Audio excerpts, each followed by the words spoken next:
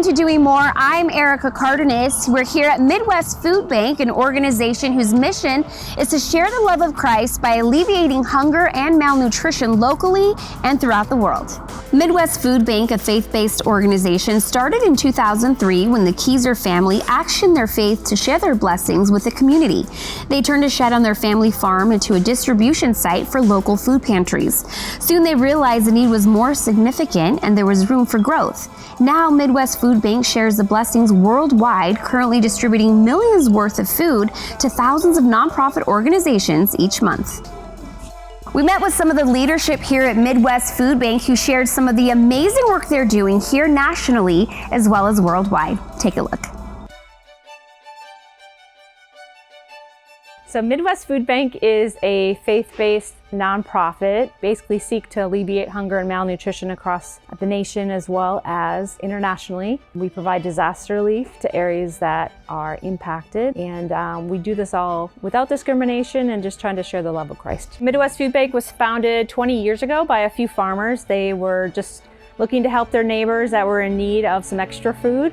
What they didn't know was God had a bigger plan for them, and after several years, they decided to help bring some food down to Hurricane Katrina area, which was in Hattiesburg, Mississippi.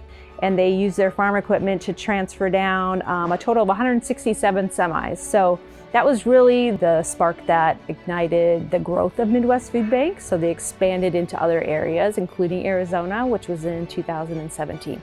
My wife and I were looking through a website called Charity Navigator, and this was back in December of 14, and we were looking for year-end giving. And we saw this little food bank, and it was called Midwest Food Bank.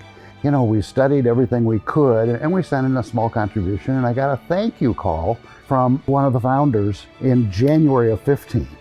And I said, how can we do this in Arizona? By September, we had a building. By March 1 of 17, we had a food bank. The core programs that we have here are Food for Nonprofits, Hope Packs, Tender Mercies, and Disaster Relief. So Food for Nonprofits is basically a middleman for the nonprofits that are needing food and are feeding the community. So these tend to be food pantries, churches, schools, transitional housing, all sorts of things. We serve 265 here in Arizona. Hope Packs are weekend backpack meals. So there's some kids that get free breakfast and lunch at school, but they don't really have any food at home on weekends. And so we create a Hope Pack, which is enough food for a couple of days for these kids to bring home in their backpack and get them ready to come back to school on Monday with something in their stomach and ready to learn. We have Tender Mercies, which is a rice and bean meal. It is something that our dietitian put together. It is very nutritious, has tons of vitamins, protein, and nutrients within it. And then lastly is a disaster relief. So typically the disasters are natural and they're more maybe in the southeastern areas of the United States. But here in Arizona, the disasters typically end up being fires, flooding, and actually heat relief too. We need to serve. After us came Texas, then Philadelphia, then Connecticut, Haiti, and then Africa after that. We need to grow in order to continue to show the love of Jesus. Did you know for every $1 donated, it's multiplied into $30 of food distributed at no cost? Make a one-time gift or sign up to be a recurring donor. If you'd like more information on Midwest Food Bank or to become a donor, visit their website at midwestfoodbank.org. What a great way of alleviating hunger and serving families one household at a time. We'll be back with more on Doing More right after this. Welcome back to Doing More. We're here at Midwest Food Bank where they're providing industry-leading food to those in need as well as feeding the community spiritually. Did you know that Midwest Food Bank volunteers are fundamental to the success of the organization? The volunteers collect, sort, pack, and distribute food with a reminder that every day the mission could not be achieved without its volunteers. For more information on becoming a volunteer at Midwest Food Bank, visit their website at midwestfoodbank.org. And speaking of volunteering, let's take a look at how Cox Communications volunteers gathered for a morning of serving, sharing, and fellowship.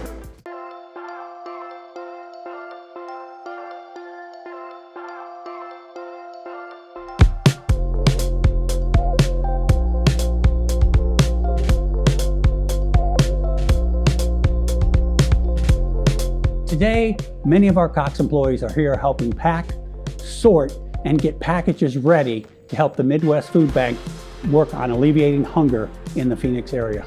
Cox has partnered with the Midwest Food Bank for a number of years, and through our Cox community grants and through our volunteer hours, we've been able to help them out, because what they do is really allow us to give back to the communities that we live in, that we work in, to make sure that we're making a difference. April is our volunteer month for Cox Communications, and we work with all of our employees to let them know all the great volunteer opportunities that we have. However, we don't just restrict it to April. Throughout the year, we encourage our employees to give back to the communities in which they live and which they serve, so that we can help those less fortunate than us. We have received funding from Cox Communications for our Whole Pack program. Our Whole Pack program is weekend backpack meals for kids. Midwest Food Bank's mission is to alleviate hunger and malnutrition while also sharing the love of Christ. We do that without discrimination.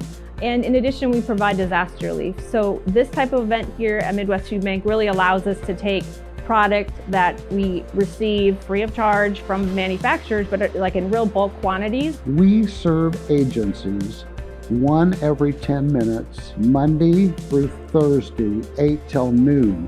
So literally food they might package today or food that might get brought in today, we literally will have it on the streets tomorrow.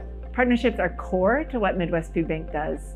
Everything we do is in collaboration with organizations, from the groups that come and volunteer through our donors. We have many charitable foundations. So the work that Cox Communication is doing today with the volunteer group and the financial support is just the core to how we operate our organization. One of the Cox Core's values is making sure that we give back. And through that, through Cox Charities, through different volunteer programs, we give the opportunity for our employees to really make a difference to the communities and the areas that we serve, so that our neighbors, our friends, our colleagues, those that are less fortunate than us, can really be helped out. Cox Volunteers, first of all, bring a lot of energy and fun to the process. There's a job for everybody, and it is really fun too. So we have a lot of music going on and people that are kind of singing and dancing and having a good time, and they realize after a couple hours, like, that went a lot faster than they expected just because they're having a good time. You know, this warehouse just turns so fast and food comes in, and yeah, it couldn't be done without the volunteers at all. Cox Volunteers! Woo! Cox is dedicated to making a positive impact in the community that it serves. Through community service, expanding digital equity, and providing resources to support its customers and employees at work and home, and seeking to leave a lasting impact.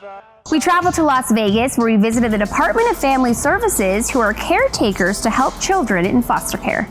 The kids are going to get a blanket, a toy, and they will also get some toiletries. I've been fostering a little over, coming up on 5 years. I started a little bit before COVID. I fostered and provided respite for over 16 kids.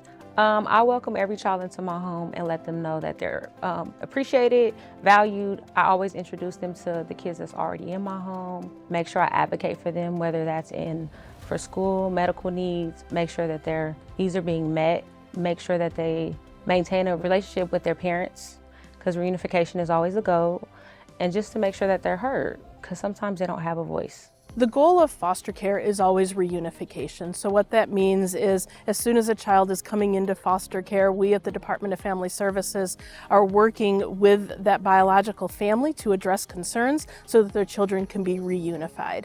Foster parents are an integral piece to this because they are the ones who have any current information on the child. They're working with the child, they know what the child needs, and they can be a service and a support to that parent so that the parent can get some additional mentorship and guidance from another parent that's walking along them with this journey. As a foster parent champion staff in the unit, my role is to be able to provide resources and supports to the caregivers. Sometimes there's emotional support, not just resources like clothes. Many times emotional support for the caregivers is very important because it can be challenging and it can be emotionally charged at times. One of my favorite things about my job is really being able to connect with and meet with families. And one of the great ways that we can do that is by meeting with families at one of our many events that we do throughout the year. We do events throughout the year not only to give kids a fun thing to come out and do, but also for the foster parents to learn a little bit more about resources in the community and for them to get a little bit of a break too from the day-to-day parenting. There are several events that your kids can attend, and it's amazing that they always give back. The Christmas event, the back to school event, the spring event. So just being a foster parent, those are extra resources that you get as well. And just to see all the kids interact with each other, it's a great experience. Any foster parent that I've ever talked to has talked about how this is one of the most difficult things that they've ever done and one of the most rewarding, and that they would do it all over again in a heartbeat. Anybody can be a foster parent.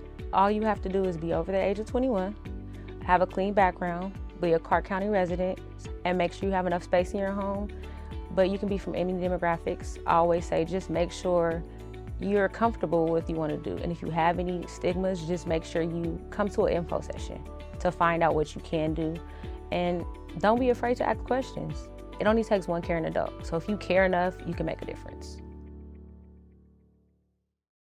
Foster parenting is about believing and investing in the future of a child and their biological family. If you're in the Clark County District and want to become a foster caretaker, go to clarkcountynv.gov. What a great way of doing more. Don't go away, we'll be right back.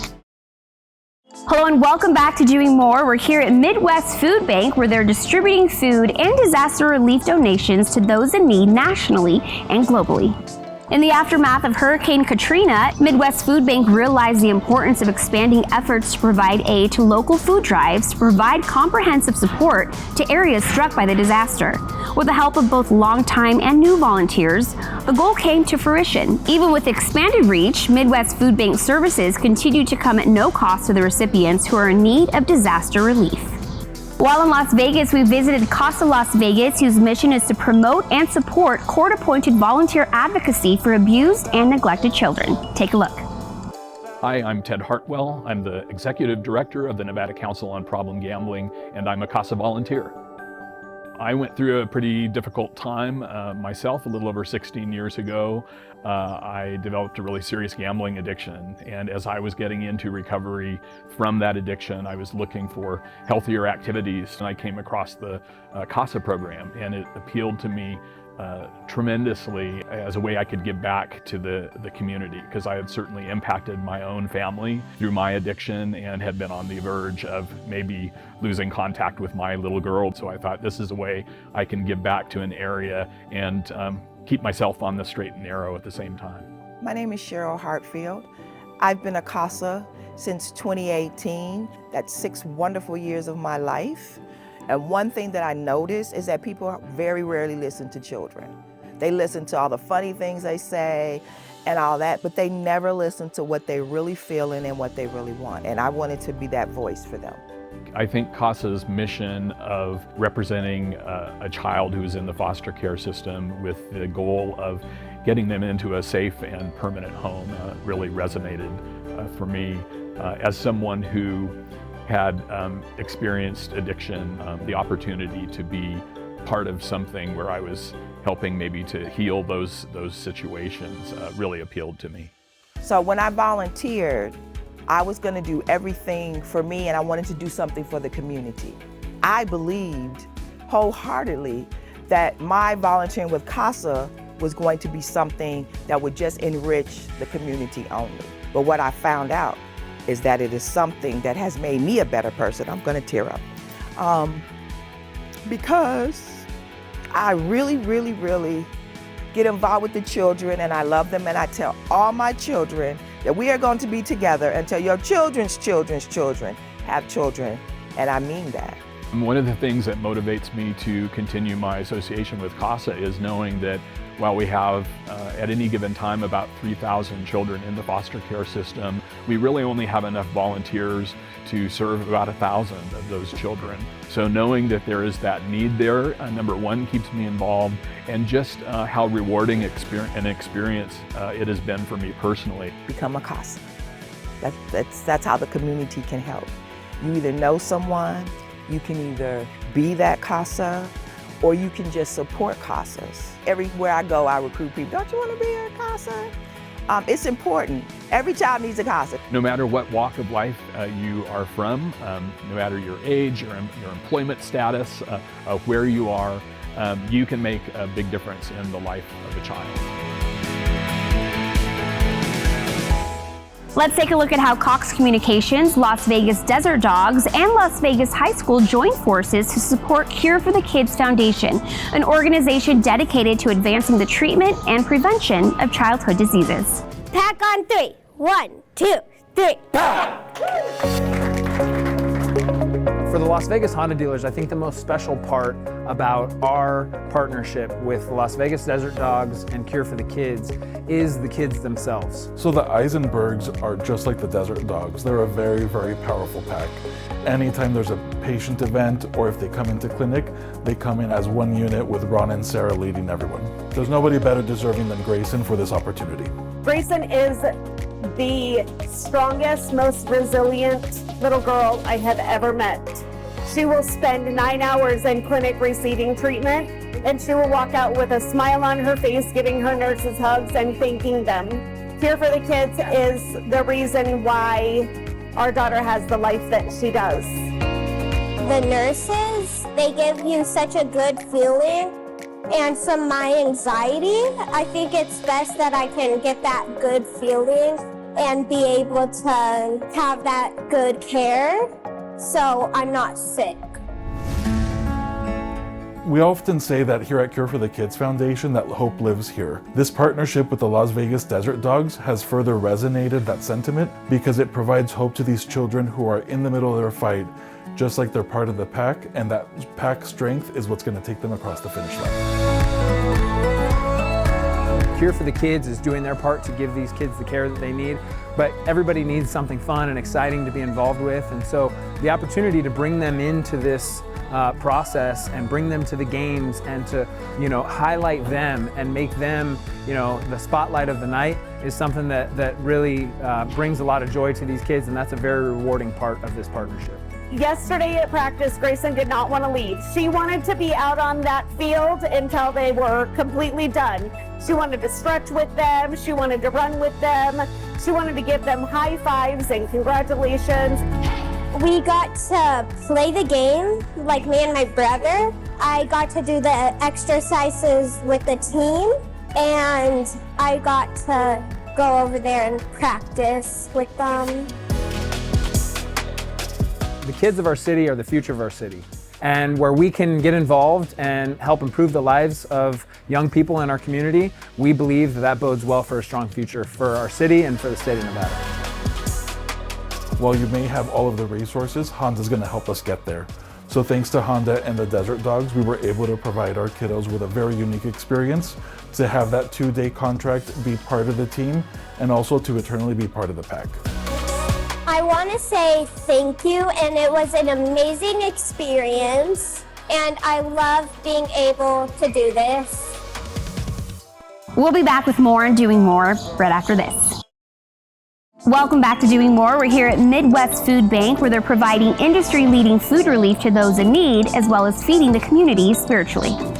Our final stop was in New England as we visited SCU Credit Union as they supported the Boys and Girls Club of Metro South, a safe space for students to learn, play, and interact. Take a look. Derek, I've had the opportunity to visit here several times. As you know, SCU Credit Union is committed to supporting local organizations, and the Boys and Girls Club is certainly a worthy one. Can you tell me a little bit about some of the programs you have here? Yeah, Glenn, look, it's been an amazing partnership with SCU Credit Union and the work that you're doing locally in communities. And we're really proud to be part of that solution in all of our communities that we serve. The magic really happens behind our doors. And it's seeing those young kids walk through our doors every day and experience activities like music and science and technology and growing their own food in our freight farms that really makes our organization smile. And at the end of the day, it's really about developing great futures. One of the things on a slightly different topic that I'll bring up that really impressed me when I was here, and surprised me quite frankly, was this freight farm concept. It's something I had never heard about, I knew nothing about. It was fascinating. Perhaps you could explain a little bit more about what that is. Yeah, Glenn, look, we believe that young minds can only grow when they're properly fed.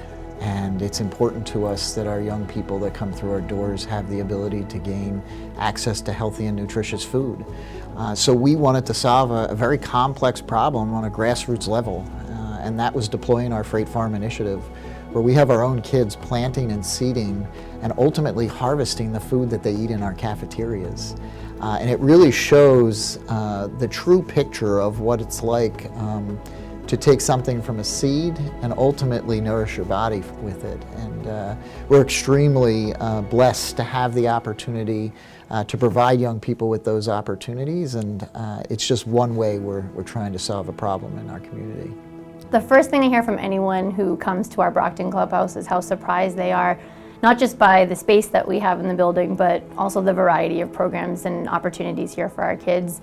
When you walk through the door, we've got an education room and a large gymnasium, which is what a lot of folks think about when they think about boys and girls clubs. But as you come deeper into the clubhouse, you'll see that we have a really vibrant teen center. Right now, we're actually in the music studio of our teen center, a really incredible opportunity and resource for kids. Lots of technology and instruments that maybe they've never been exposed to before. My favorite activity is probably here in the music. I would say that you get to learn and have fun. It's basically like school, but funner. What we're trying to do for our kids is give them exposure, give them opportunity, and really ignite a spark that gets them to really discover who they are and where they want to go. The Boys and Girls Clubs of Metro South do vital work. We invite you to join us at SCU Credit Union in supporting them. I want to thank Eric, director here at Midwest Food Bank, the staff and volunteers for hosting us today, and most importantly for being a beacon of light in our communities. As Midwest Food Bank serves nonprofit organizations, please consider volunteering at one of your local food banks. It will not only bless others, but will also bless you physically, mentally, and spiritually. I'm here with the amazing staff and volunteers here at Midwest Food Bank who truly are the pulse of the organization. I'm Erica Cardenas. Thanks so much for joining me, and see you next time. Yay!